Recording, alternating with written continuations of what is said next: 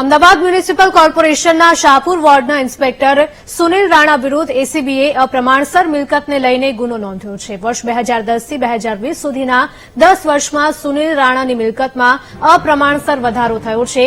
એક ગણિત મુજબ સુનિલ રાણાની પગારની આવક 65,41,000 થાય છે, જેની સામે તેણે 2,75,00,000ની મિલકત વસાવી હોવાનું સામે આવ્યું છે.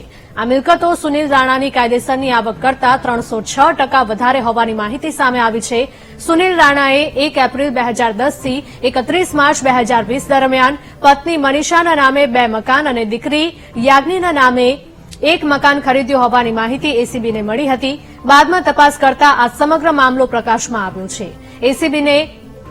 એસીબીએ સુનિલ રાણા સામે ગુનો નોંધીને વધુ તપાસ શરૂ કરી છે અને તપાસ બાદ અમદાવાદ મ્યુનિસિપલ કમિશનરને રિપોર્ટ સોંપાશે. ઉલ્લેખનીય છે કે વોર્ડ ઇન્સ્પેક્ટર તેમના વોર્ડમાં થતા ગેરકાયદે બાંધકામો અટકાવવા સહિતની ફરજો બજાવવાની હોય છે.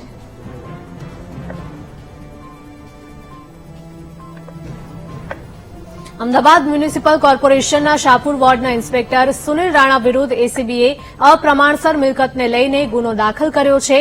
વર્ષ 2010 થી લઈને 2020 સુધીના 10 વર્ષમાં સુનિલ રાણાની મિલકતમાં અપ્રમાણસર વધારો થયો છે.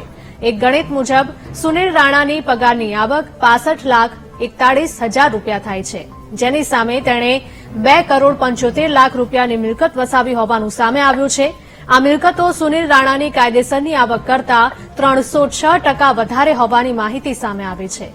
સુનિલ રાણાએ 1 એપ્રિલ 2010 થી 31 માર્ચ 2020 દરમિયાન પત્ની મનીષાના નામે 2 મકાન અને દીકરી યાજ્ઞીના નામે 1 મકાન ખરીદ્યું હોવાની માહિતી એસીબીને મળી હતી. બાદમાં તપાસ કરતા આ સમગ્ર મામલો સામે આવ્યો છે. તો એસીબીએ સુનિલ રાણા સામે ગુનો નોંધીને વધુ તપાસ શરૂ કરી છે.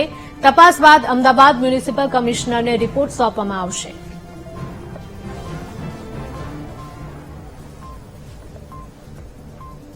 સંવાદદાતા પાર્થ જોડાઈ ગયા છે વધુ વિગતો સાથે. પાર્થ, જણાવશો કે અમદાવાદ મ્યુનિસિપલ કોર્પોરેશનના શાહપુર વોર્ડના ઇન્સ્પેક્ટર સામે ગુનો દાખલ કરવામાં આવ્યો છે. શું હતી આ સમગ્ર વિગત?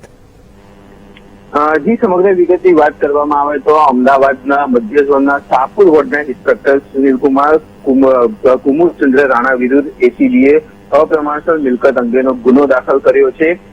વાત કરવામાં આવે તો વર્ષ 2010 થી વર્ષ 2020 એટલે કે 10 વર્ષમાં સુનિલ કુમારની સત્તાવાર આવક એટલે કે પગારની આવક કુલ 65,41,000 રૂપિયા થતી હતી, પરંતુ એસીબી દ્વારા તપાસ કરવામાં આવી તો અપ્રમાણસર મિલકત 306% જેટલી વધારે સામે આવી છે. આ ઉપરાંત એસીબીની તપાસમાં એ પણ સામે આવ્યું છે કે જે આરોપી જે સુનિલ પત્ની અને દીકરાના નામે 3 મકાન અને 1.5 કરોડ રૂપિયાની ફિક્સ ડિપોઝિટ પણ તપાસમાં સામે આવી છે. આ તમામ બાબતે એસીબી દ્વારા ગુનો દાખલ કરવામાં આવ્યો છે.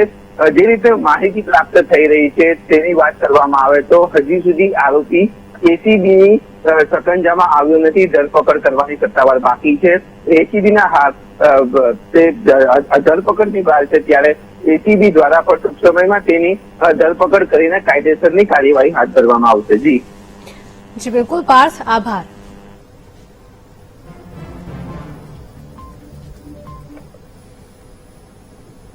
સમાચારો